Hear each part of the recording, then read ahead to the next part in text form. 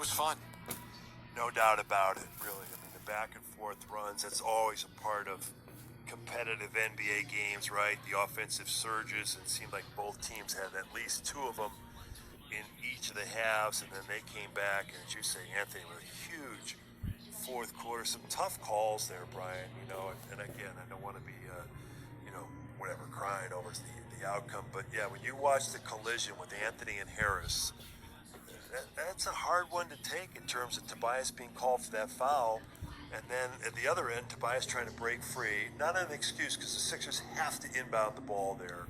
But that's what I say, like all these games, these tight, close, competitive down the stretch games, they come down to simple things like inbounding the basketball. And that's what happened in this game. And that's why you practice all these things and creating separation and getting good screens in every scenario. But here it really costs the Sixers. And, it doesn't come down to one play either. Like I said, it seemed like the Sixers had a lead and could have added a cushion earlier in the fourth, but really great defense by Ben on Lillard in so many different instances, and a tough one to lose to Portland twice. You could tell the Sixers had this thing circled after a week ago in the loss here by 16, and just not enough down the stretch.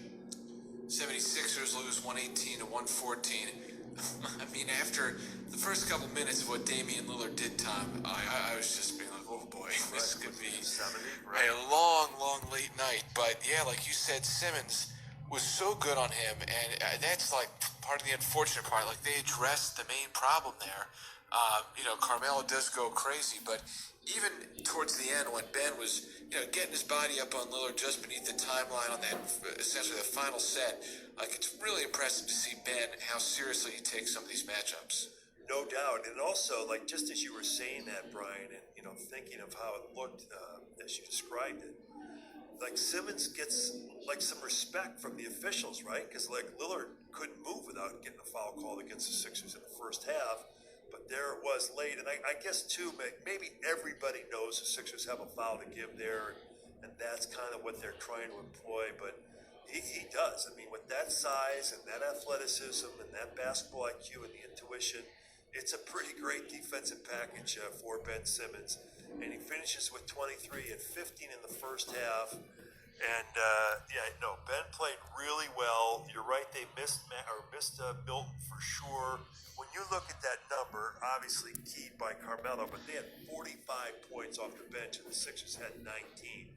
That's a big gap. So, and then the threes too, right? They had 17, and the Sixers made a half a dozen.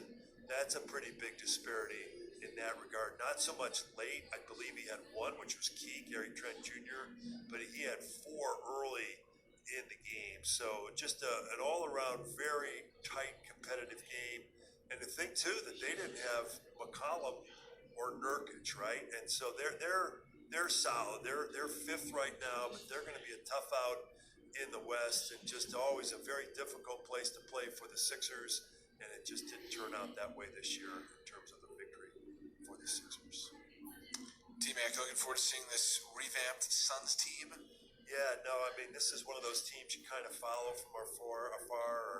Our friend Kevin Young went out there to work with Monty Williams, and Bridges is really playing well. And, just Booker has been terrific, right? And they're struggling over the first 3 years of his career, but he just keeps inching along. I just read a big, long article today by Michael Wilbon on ESPN. Yes, it was great. You want to check it out, talking about the slight influence, I wouldn't say slight, but the slight interaction between Kobe Bryant and Devin Booker, but what an impact it made on Booker. And he's just a tremendous talent. He scores with an efficiency, right, with the proper footwork and the ability to shoot that ball. And now he gets the veteran leadership of Chris Paul, as Chris Paul's reunited with Monty Williams. They bring in Ayton, and they've got a really good team. I mean, they're on the rise. They're doing a lot of good things out there. And another tough game, and then to think that you close the trip with Utah, who's they got the best record in the NBA. It's not easy. When you go out there and you're playing 4 games, like what are the Sixers going to do on the road trip? Where are they going to get their wins? Well, this was one that you really knew they had circled because of the way they lost to Portland, and that they didn't really have a lot of juice in here after that road trip when they played the Blazers. And this was kind of one that got away, I felt, because the Sixers certainly had some good moments. Look, Embiid he had a big night offensively, but he struggled a little bit in the second half. He got double teamed. He sometimes tried to force the action a little bit. Sometimes he tried to shoot over the top of the double team. Didn't get a lot of separation.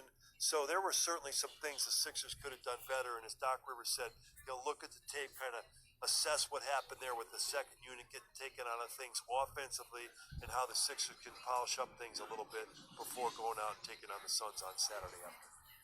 All right, T-Mac, thank you very much. Get some sleep.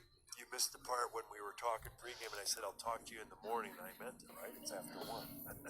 I think I chuckled at the end of that. All right, it's not good. over my head. I might have been already too far gone and not enough coffee, you know? That's funny. I had too much. All right, good night, Brian. Thank you. All right, see you, man. 76ers drop a